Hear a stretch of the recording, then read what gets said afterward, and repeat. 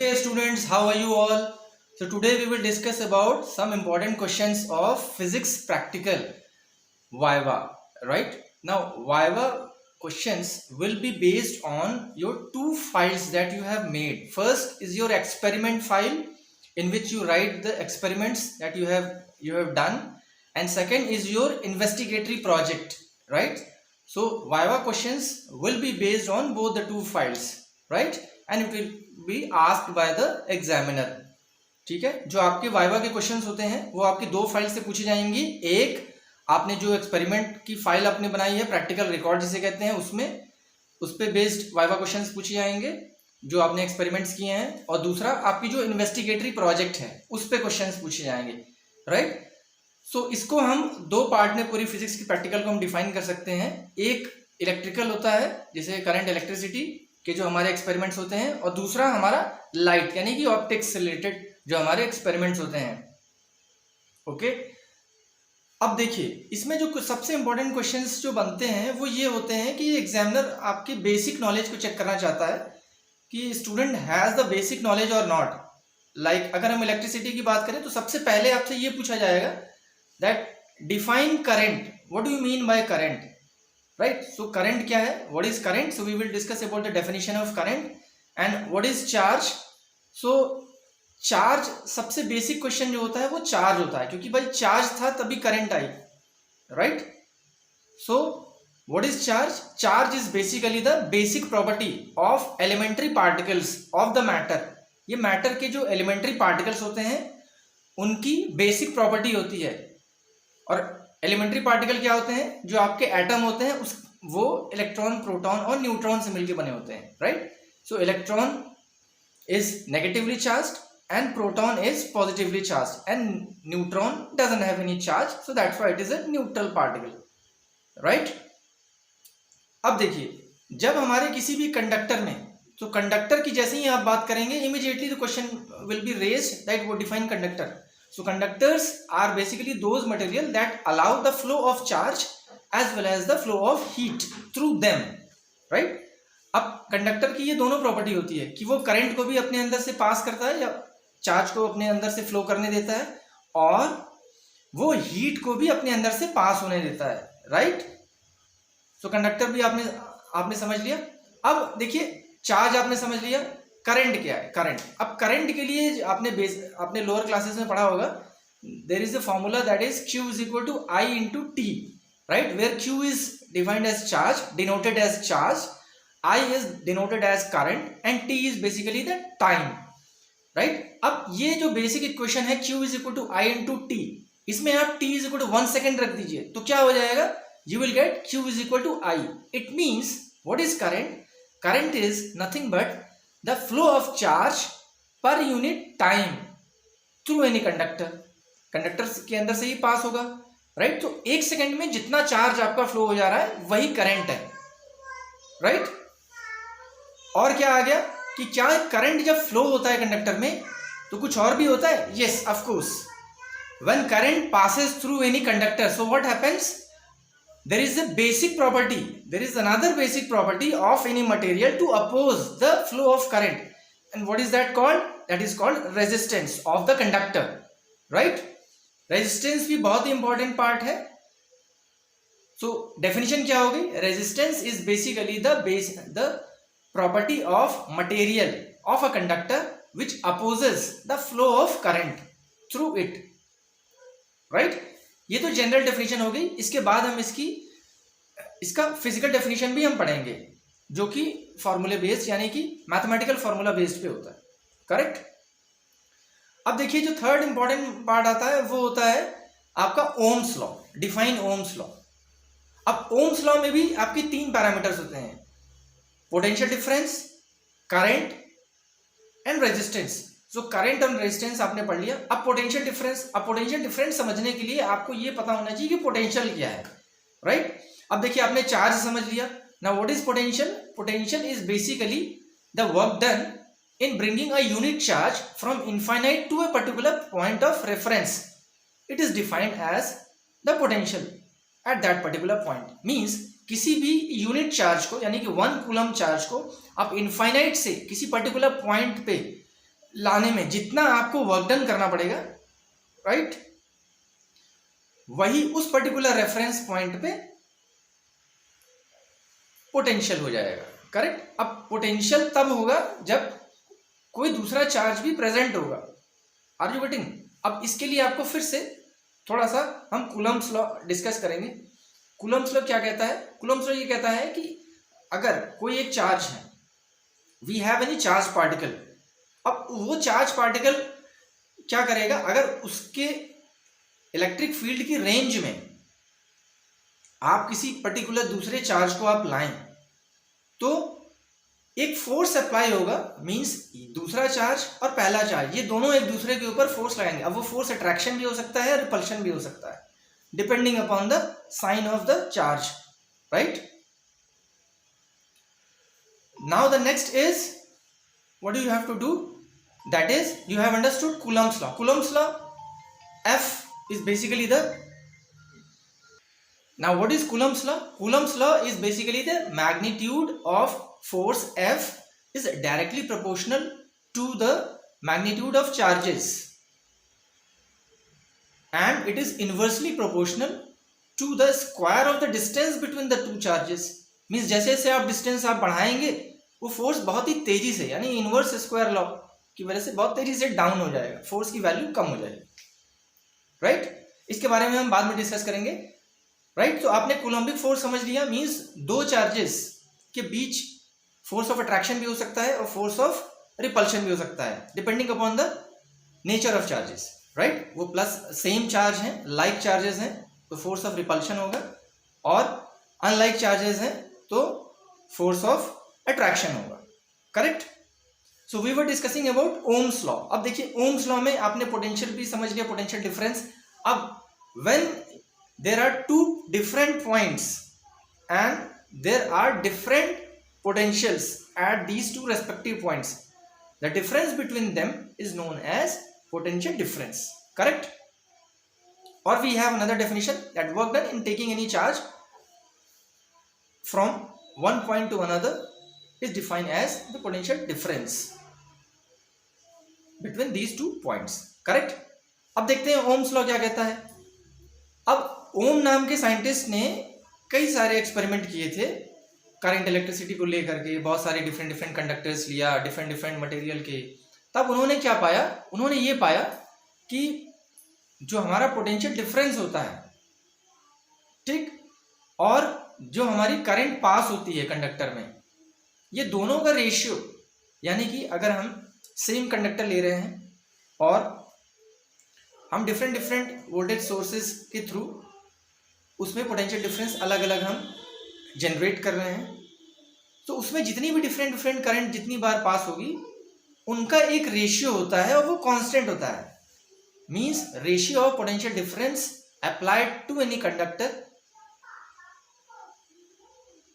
To the current passing through that conductor remains constant at constant temperature and the physical condition. अब इसमें सबसे important बात यही है कि ये ओम्स लॉ तभी वैलिड है जब फिजिकल कंडीशन और टेम्परेचर सेम हो, राइट। तो आइए देखते हैं, let's discuss. The question is define Ohm's law. The potential difference applied across any conductor at constant temperature and physical conditions is directly proportional to the current passing through the conductor.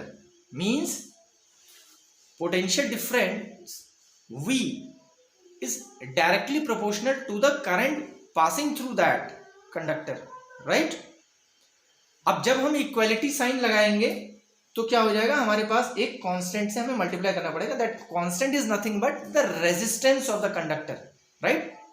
So V is directly proportional to I, right, and when you remove the sign of proportionality you have to write equality, so V is equal to I into R हो जाएगा। और R क्या है, वही resistance है जो कि material की प्रॉपर्टी होती है कि वो अपोज करता है कोई भी करंट जब फ्लो होती है उसके अंदर को, राइट।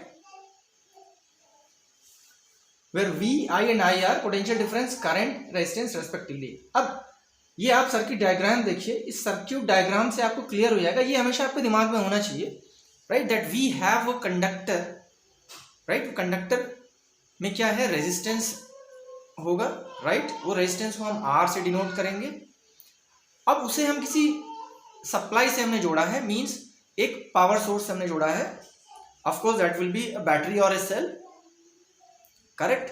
तो अब इसके एक क्रॉस यानी कि इसके दो टर्मिनल पे जो हमारा पोटेंशियल डिफरेंस जनरेट होगा, that potential difference will be equal to current passing through that conductor और resistance into the value of resistance, right. So V is equal to I into R। अब दो और important चीज है कि जब भी हमें किसी भी सर्किट में हमें करंट फाइंड आउट करनी होती है, करंट मेजर करना होता है और पोटेंशियल डिफरेंस मेजर करना होता है। So how many devices we have? We have voltmeter to measure the potential difference between 2 points and we have ammeter to measure the current through that circuit, right. अब देखिए, जब भी आपको current पता करना होता है तो करंट को हमेशा हम सीरीज में लगाते हैं और पोटेंशियल डिफरेंस फाइंड आउट करने के लिए वोल्ट मीटर को हमेशा हम पैरेलल में लगाते हैं। ये भी बहुत ही इंपॉर्टेंट क्वेश्चन है, right. Next, what do you mean by electric current? That we have already discussed. Electric current क्या है? तो the flow of charge per unit time in a conductor is defined as current and its unit is ampere and the formula is I is equal to Q by T, where I denotes current and Q denotes charge and T denotes the time, right? Next question से बनता है, what is ampere? Define ampere. Ampere को आप define करिए। So it is the SI unit of current and it is defined as 1 coulomb charge passing through a conductor in 1 second of time is known as 1 ampere current, right. अब resistance भी हम discuss कर रही हैं, लेकिन फिर से हम समझते हैं इस चीज को। Resistance is the basic property. Resistance is the property of a conductor or a material by which it opposes the flow of current through it. It is determined by the relationship between the applied voltage and electric current passing through it. Right? जो कि V is equal to I into R था, जो हमारा Ohm's law है। And अब देखिए, resistance का एक बहुत ही इंपॉर्टेंट फॉर्मूला है जिसे हम R is equal to rho times L by A कहते हैं, राइट। ये ऐसा देखा गया, बहुत सारे एक्सपेरिमेंट किए गए कि अगर हम रेजिस्टिव वायर है, हमारा कोई वायर है भाई, उसका रेजिस्टेंस तो होगा ही, राइट।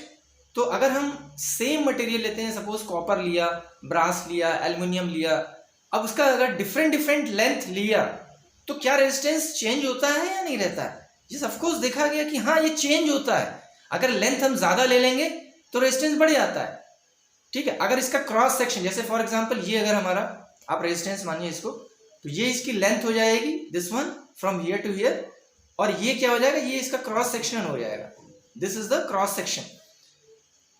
तो ये इस पे भी डिपेंड करता है, इसीलिए तो फिजिकल कंडीशन बहुत इंपॉर्टेंट है। देखिए, R is equal to rho times L by A, जहां पे रो क्या है, रो इज दिस सिंबल, ये सिंबल को हम रो से डिनोट करते हैं। L क्या है, हमारी लेंथ ऑफ द कंडक्टर है, और A क्या है, हमारा क्रॉस सेक्शन एरिया, और रो क्या है, specific resistance. Rho is basically specific resistance. ये मटेरियल स्पेसिफिक होता है, but still it depends on temperature. लेकिन अगर आप सेम मटेरियल, मान लीजिए कॉपर के, आपने 2-3 वायर लिए हैं, डिफरेंट लेंथ के, डिफरेंट क्रॉस सेक्शन एरिया के, और टेम्परेचर कांस्टेंट है, तो स्पेसिफिक रेजिस्टेंस यानी रो, जिसे हम रेजिस्टिविटी भी कहते हैं, वो कांस्टेंट रहेगा। हाँ, रेजिस्टेंस की वैल्यू यानी कैपिटल R की वैल्यू चेंज होती रहेगी, लेकिन स्पेसिफिक रेजिस्टेंस कांस्टेंट रहेगा। ये भी बहुत इंपॉर्टेंट क्वेश्चन है, आपसे वाइवा में पूछा जा सकता है, राइट। देखिए, it depends on dimension of conducting wire. कौन? रेजिस्टेंस R जो है वो डायमेंशन पे डिपेंड करता है, लेकिन स्पेसिफिक रेजिस्टेंस जिसे हम रेजिस्टिविटी कहते हैं, वो डायमेंशन पे डिपेंड नहीं करता, ठीक है। अगला क्वेश्चन है, व्हाट इज स्पेसिफिक रेजिस्टेंस, जो वही भी हमने पढ़ा है। देखिए, it is the resistance of any material of a unit length and a unit cross sectional area when a known amount of voltage is applied to it. It is denoted by rho, जो अभी हमने पढ़ा रो, इसे हम इस symbol से denote करते हैं। अब जो पुराना फॉर्मूला अभी हमने पढ़ा, R is equal to rho times L by A, ठीक है। अब उसमें रो की वैल्यू अगर हम निकालें कि what will be the formulation of rho, So you will get rho is equal to RA by L, right? So rho is equal to RA by L. It depends on temperature and number of free electrons available for conduction, but does not depend on dimension of the current. जैसा कि हम लोगों ने अभी discuss किया कि ये dimension पर डिपेंड नहीं करता है रो, क्योंकि ये मटेरियल स्पेसिफिक होता है, हाँ, लेकिन टेम्परेचर पर डिपेंड करता है. नेक्स्ट क्वेश्चन आपका बहुत इंपॉर्टेंट है. What are the various parameters on which the resistance of a wire depend on. किसी भी वायर का रेजिस्टेंस कौन कौन से पैरामीटर्स पर डिपेंड करता है. ये बहुत इंपॉर्टेंट क्वेश्चन है, राइट? तो resistance of a wire depends on temperature आपने पढ़ लिया है, लेंथ आपने पढ़ लिया है, and the cross sectional area ये भी आपने पढ़ लिया है. And it is material specific, means material has different resistance due to their different specific resistance, and it also depends on dimension of the conducting material. ठीक, अब length पे, cross section area पे अगर डिपेंड कर रहा है तो definitely वो डायमेंशन पे डिपेंड कर रहा है. ठीक है, मींस आपका resistance of the wire dimensions पे डिपेंड करता है, फिजिकल कंडीशंस पे डिपेंड करता है, लेकिन स्पेसिफिक रेजिस्टेंस आपका केवल टेम्परेचर पे डिपेंड करता है. अब ओवरऑल रेजिस्टेंस भी टेम्परेचर पे डिपेंड करता है, ये सबसे इंपॉर्टेंट है, करेक्ट?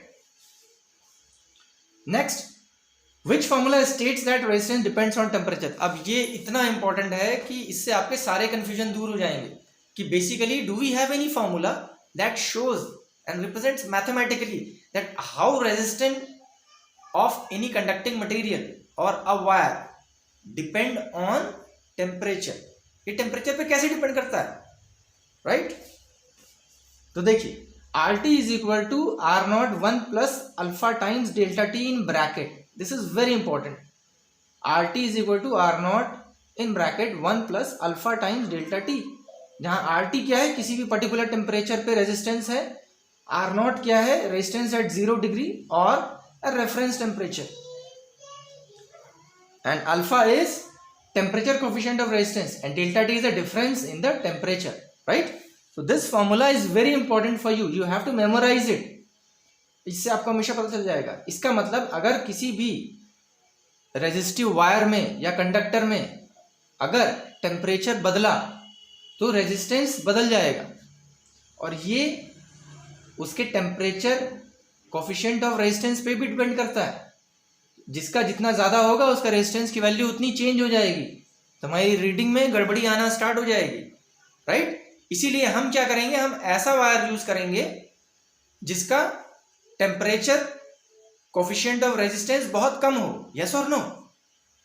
अब इसके बारे में हम आगे डिस्कस करेंगे, ठीक है? नेक्स्ट क्वेश्चन है, डिफाइन ए रेहोस्टेट. आपने रेहोस्टेट का प्रयोग बहुत बार किया है, you have used rheostat a lot. अब रेहोस्टेट होता क्या है? Rheostat is basically a two terminal electrical device. The rheostat is a variable resistor whose resistance can be changed to change the current flowing amount through the circuit, right? अब rheostat हम क्यों use करते हैं? Because it provides a variable resistance, right? Variable resistance का मतलब क्या है कि रेजिस्टेंस की वैल्यू उसमें चेंज होती रहती है. उसमें कॉइल्स होते हैं, आर यू गेटिंग? और उसमें एक स्लाइडर होता है, वो स्लाइड हम करते हैं तो जिसकी वजह से क्या होता है कि ये different different potential difference generate करता है, क्योंकि ये रेजिस्टेंस की वैल्यू चेंज हो रही है. तो रेजिस्टेंस आपको पता है, Ohm's law V = I × R. अगर R चेंज होगा इसका मतलब पोटेंशियल डिफरेंस चेंज होगी, करंट चेंज हो जाएगी. Are you getting that? Next क्या होता है? What is electrical conductivity? Now it is the measure of the ability of the material to allow the electric current to pass through it, and it is reciprocal of resistivity.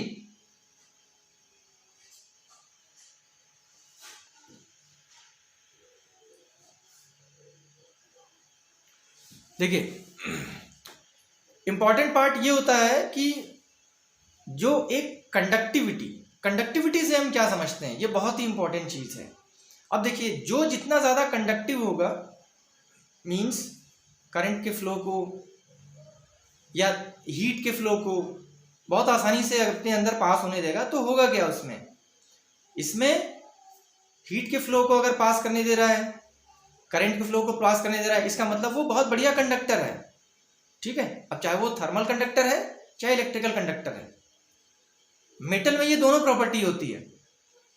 अब इसका उल्टा सोचिए कि कोई एक ऐसा मटेरियल है जो कि हीट के फ्लो को भी नहीं करने दे रहा है और करंट के फ्लो को भी नहीं करने दे रहा है। मीन्स जैसे वुड, लकड़ी आप ले लीजिए, तो वो क्या है, they are bad conductor of both heat and current, electricity.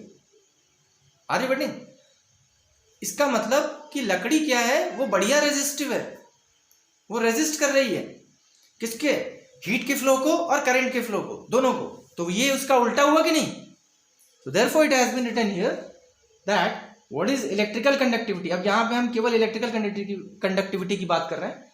It is the measure of the ability of the material to allow the electric current to pass through it. It is reciprocal of resistivity। ये resistivity का reciprocal है।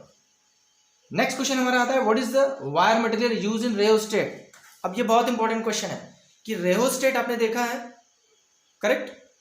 Rheostat में slider होता है। अब जब हम slide कराते हैं तो उसके ऊपर एक कॉइल आपने देखा होगा, बहुत ज्यादा नंबर ऑफ टर्न्स बहुत ज्यादा होते हैं। वो कौन से मटेरियल का बना होता है, राइट? तो अब जाहिर सी बात है हम ऐसा मटेरियल तो ये नहीं यूज करेंगे जो टेम्परेचर बदलते ही उसकी रेजिस्टेंस की वैल्यू चेंज हो जाए तो करंट भी बदल जाए और जो हम चाह रहे हैं वो ना हो पाए, राइट? तो हम क्या यूज करते हैं, there are two important material, constantan and manganin. ये दो ऐसे मटेरियल हैं जो कि रेहोस्टेट में यूज किए जाते हैं, राइट? क्योंकि इनका टेम्परेचर कोफिशिएंट ऑफ रेजिस्टेंस बहुत ही कम होता है और बहुत कम होने की वजह से क्या हो जाएगा, इनका जो टेम्परेचर से चेंज होने वाला रेजिस्टिव पार्ट होगा वो कम हो जाएगा, ऑलमोस्ट जीरो हो जाएगा। तो जिसकी वजह से हमारे रेजिस्टेंस में टेम्परेचर की वजह से कोई सिग्निफिकेंट चेंजेस नहीं आएंगे, यानी कि बहुत ज्यादा चेंज नहीं हो पाएगा, ठीक है? लेट सपोज हमारा 10 ओम का है रेजिस्टेंस और टेम्परेचर बढ़ गया, मान लीजिए आपने काफी देर तक करंट सप्लाई की, टेम्परेचर बढ़ गया, तो रूल के हिसाब से क्या होना चाहिए, रेजिस्टेंस बढ़ जाएगा।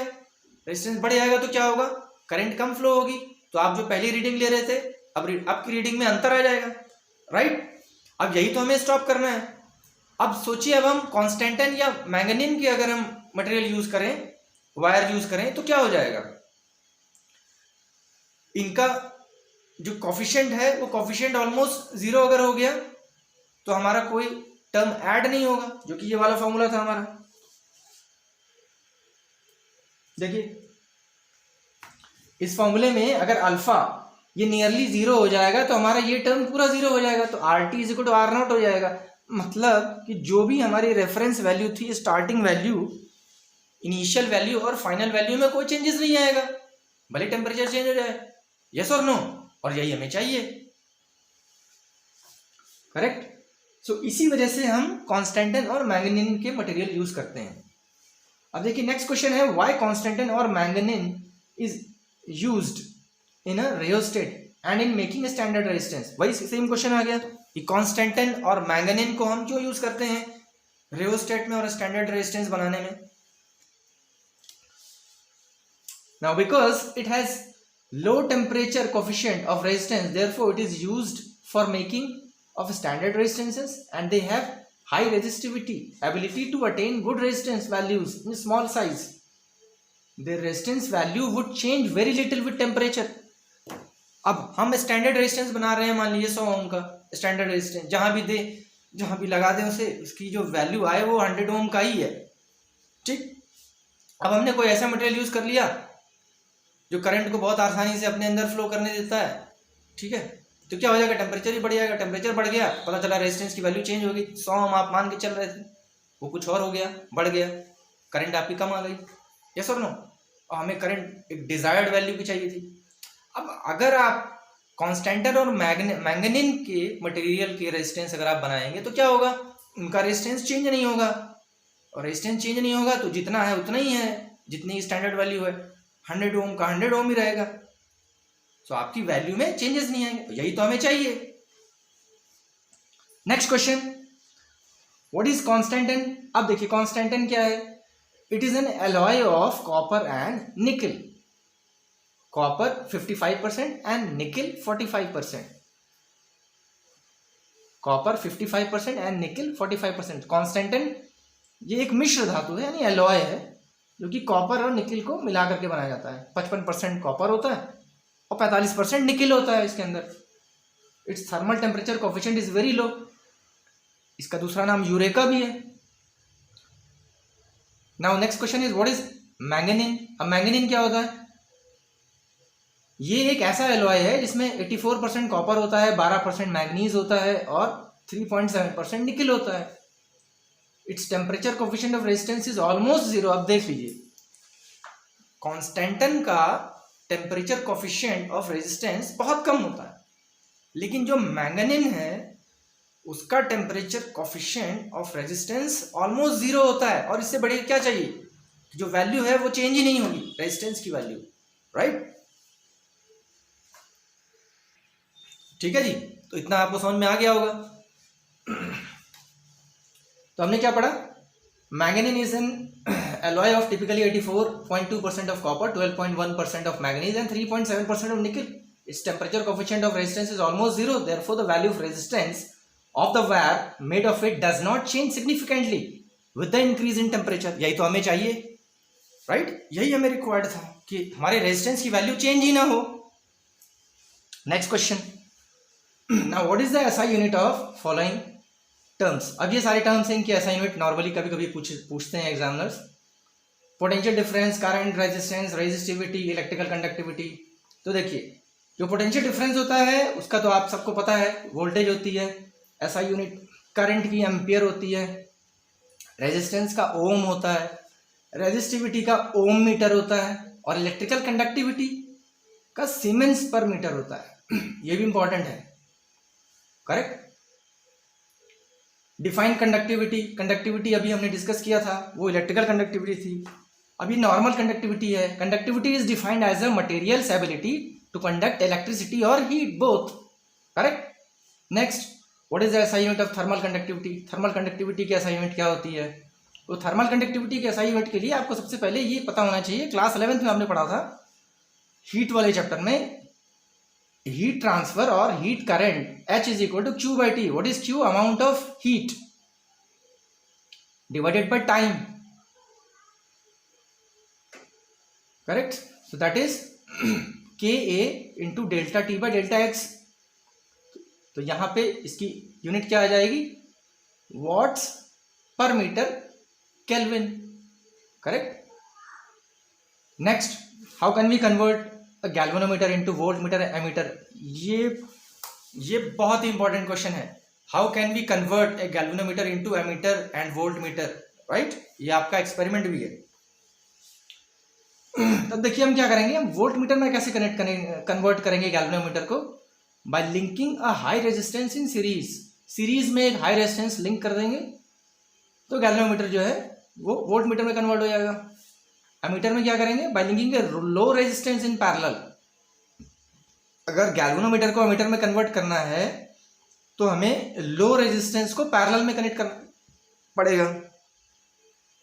Next question, what is the difference between micro ohm, milli ohm, what are the differences among all these things. इसमें क्या डिफरेंसेस है ये आपको बताना है। Micro ohm, milli ohm, kilo ohm, mega ohm of resistances, right? Normally resistance में मिली ओम, micro ohm, mega ओम ये सब हम पढ़ते हैं।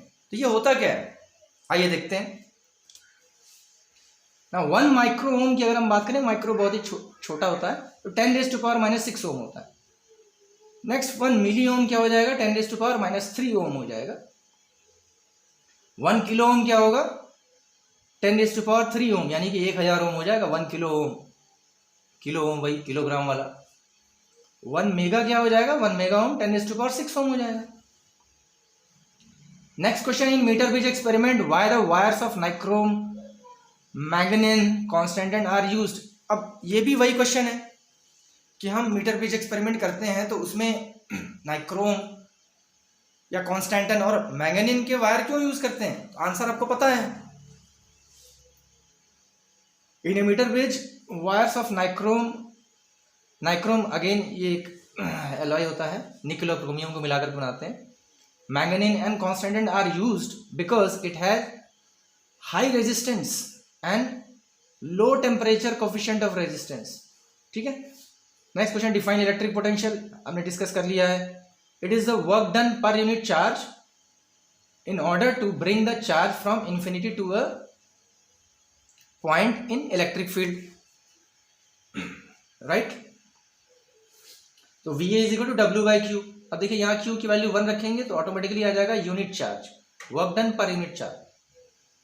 एक कूलम चार्ज को आप इनफाइनाइट से किसी पर्टिकुलर पॉइंट पे, अब उस पॉइंट पे इलेक्ट्रिक फील्ड होनी चाहिए.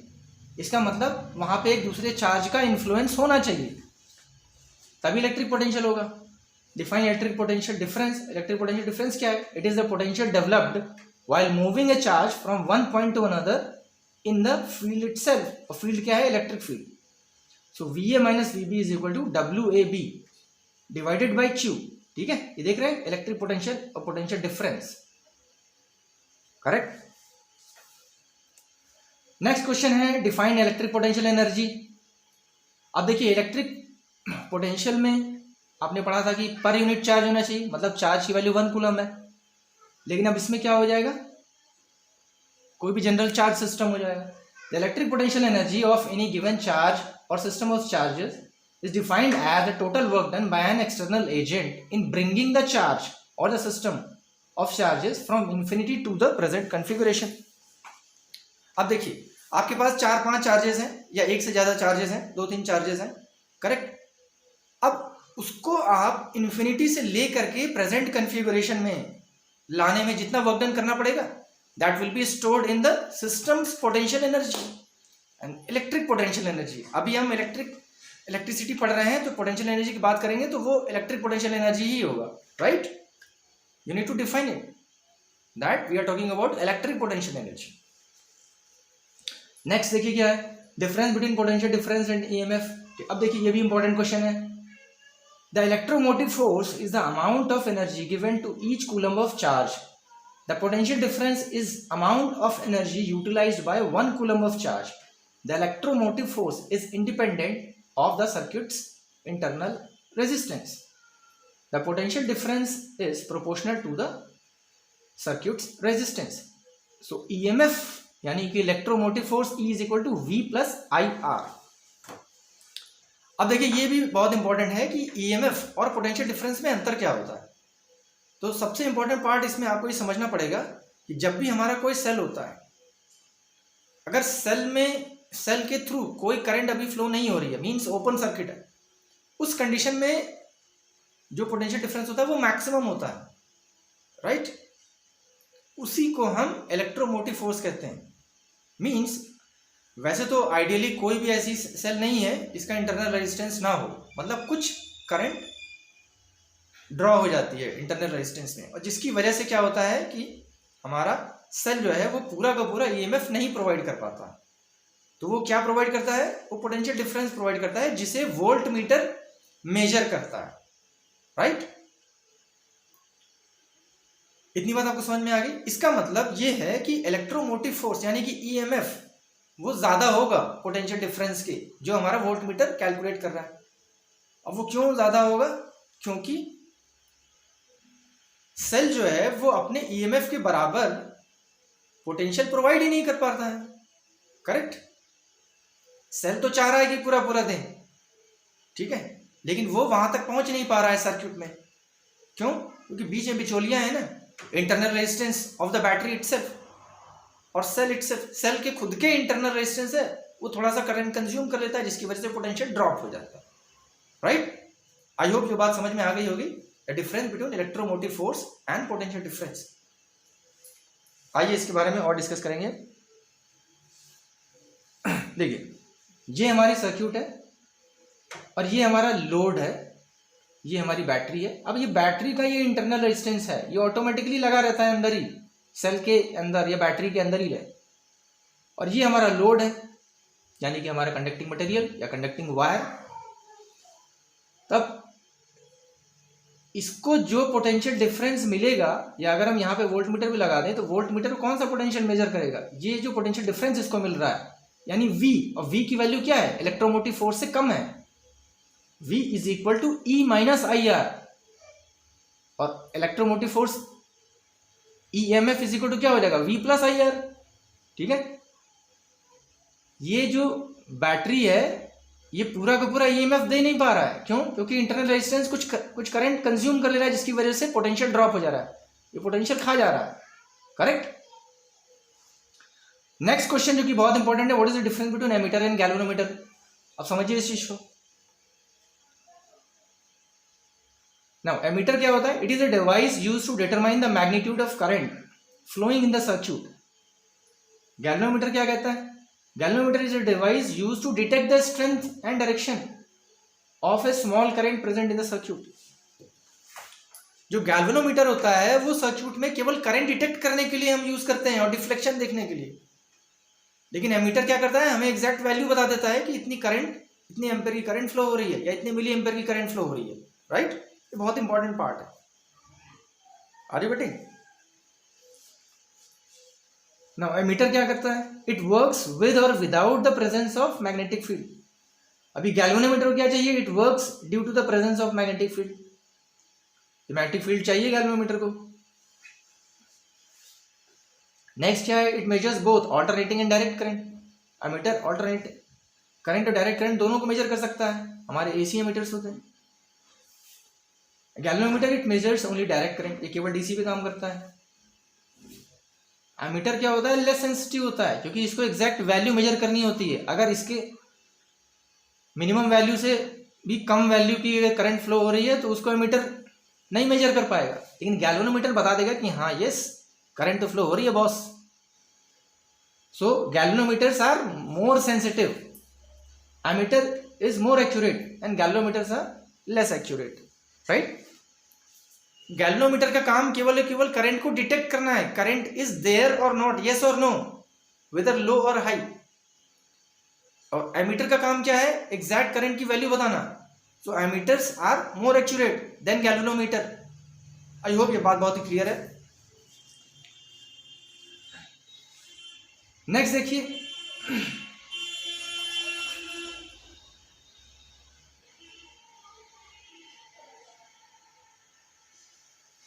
जो हमारे एमीटर होते हैं it could be A mechanical और इलेक्ट्रॉनिक डिवाइस।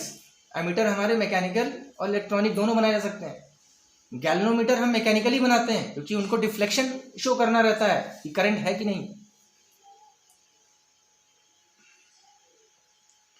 एमीटर का यूज हम इलेक्ट्रिकल सर्किट में करते हैं और गैल्वेनोमीटर को हम ब्रिजेस में भी यूज करते हैं और पोटेंशियोमीटर में भी यूज करते हैं। ठीक है। नेक्स्ट क्वेश्चन हमारा आता है, how the energy conversion takes place in a DC motor and an AC generator respectively।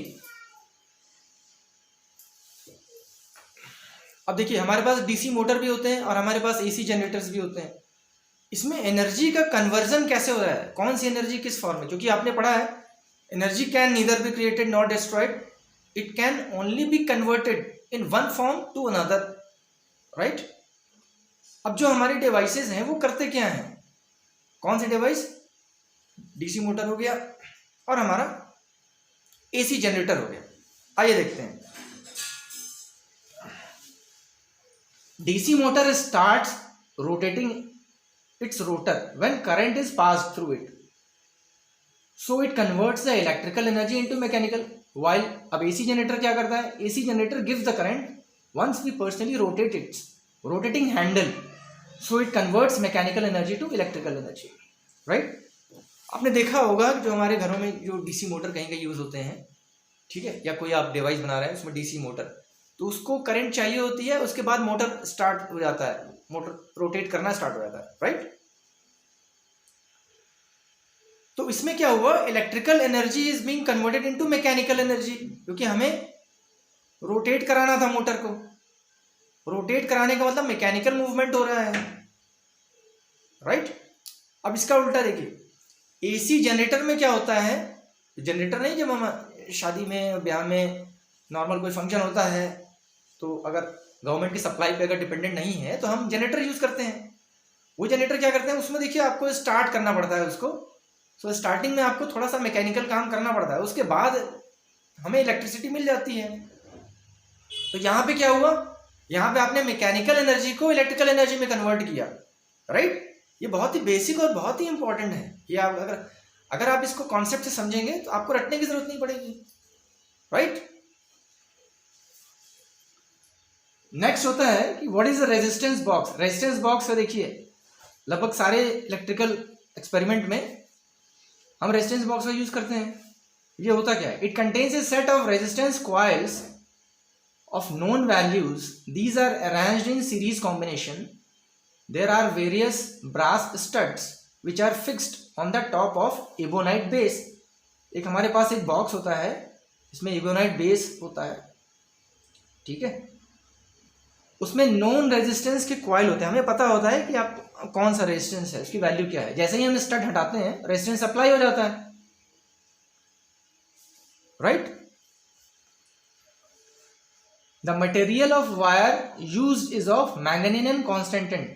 जो हम उसमें वायर यूज करते हैं रेजिस्टेंस बॉक्स में, वो फिर वही मैंगनीन और कॉन्स्टेंटेन का हम यूज करते हैं, which has high specific resistance and low temperature coefficient of resistance, ताकि रेजिस्टेंस की वैल्यू चेंज ना हो। पता चला 2 ओम का रेजिस्टेंस है, आप तो मान रहे हैं 2 ओम का है, लेकिन टेम्परेचर बढ़ने के साथ उसका रेजिस्टेंस बदल गया, बढ़ गया। अब आपकी तो वैल्यू चेंज हो जाएगी जो आप मेजर करना चाह रहे हैं। When all plugs are inserted, current passes through the brass studs, which are thick metal blocks and provide almost zero resistance. ठीक है, तो जब आप स्टड को आप हटा लेते हैं, अनप्लग कर लेते हैं, तो क्या हो जाता है? रेजिस्टेंस अप्लाई हो जाता है। जैसे 2 ओम का स्टड आपने हटा लिया, तो क्या हो गया? 2 ओम का रेजिस्टेंस अप्लाई हो गया, वहां पे मिल गया आपको, राइट। अब जब उसको आपने स्टड को वापस उसमें प्लग कर दिया, तो क्या हो गया? अब चूंकि जो नीचे जो कॉइल यूज हो रही हैं, जो कि रेजिस्टेंस प्रोवाइड करते हैं, उनका रेजिस्टेंस बहुत हाई है, और ब्रास जो कि स्टड आपने ऊपर जो फिक्स किया है वो ब्रास का है, तो करंट उसके अंदर फ्लो हो जाती है, तो नो रेजिस्टेंस मिलता है आपको। Are you getting that? तो आज इतना ही करते हैं, इसके बाद मोर क्वेश्चंस के लिए wait for the next video and keep on studying. Thank you.